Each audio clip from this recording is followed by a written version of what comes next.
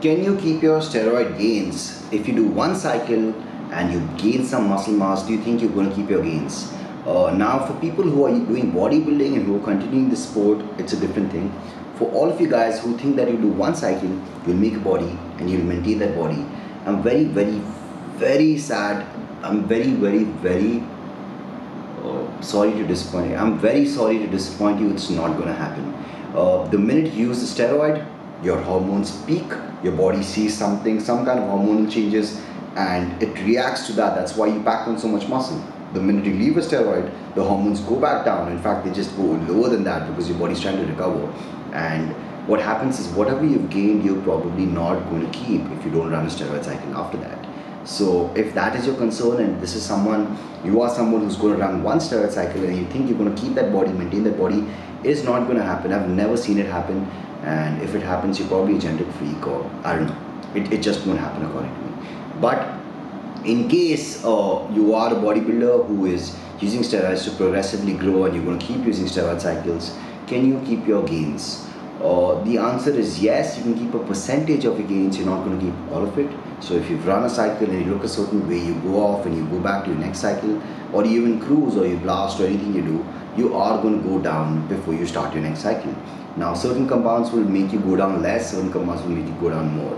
What I mean to say is that if you use more watery compounds like Dynabol or something that makes you hold a lot of water, or Deca, and you just feel like massive on gear, that means when you're running the cycle, it's a lot of it is just water retention. You're just feeling fuller and you just bloated, and it's not actually dry, lean muscle mass that you're gaining. So if that's what you're using and that's your concern, you're probably going to lose a lot of that mass because it's not actually muscle when you go off. If you run drier compounds, it is possible that you do hold on to some muscle before you get back on your next cycle. But your nutrition has to be completely on track. Your training has to be completely on track. I feel that when you're on a steroid cycle, you can technically get away with a lot of stuff. You can literally get away with anything. You can eat more junk, you can slack with your training a little bit, but when you're a natural athlete or you're an athlete who has used steroids or you're a person who's used steroids and then you come off the cycle, your body needs more care. You just need to be more careful with everything. You need to be more on point with the training, more on point with the nutrition. It becomes tougher because now you don't have that external hormonal factor which was helping you out before.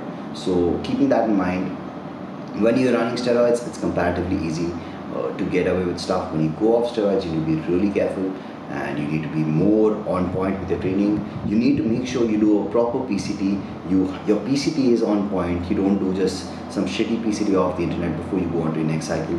So you will, I'm not saying you're going to keep all of your gains. You're probably not. You're definitely not actually. When you go off, you are going to lose a huge chunk of muscle. And if you do your PCT the right way, if your nutrition is on point, if your training is on point, you will be a lot better than someone who's not done it the right way before you jump onto your next cycle. So the way bodybuilding works is you take 2 steps forward, 1 step back. It's not like you'd run a cycle.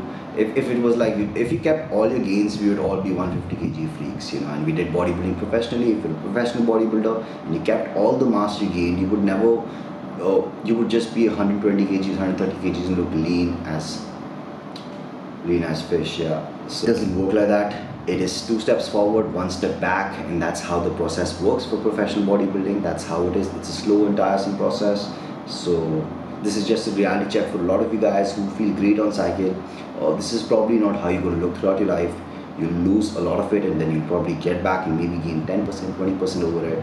Maybe not even that much, maybe just 5%. And it takes years of hard work, determination, years of using these anabolic steroids to get you to that stage. So that's all for this video, guys. I hope this helped.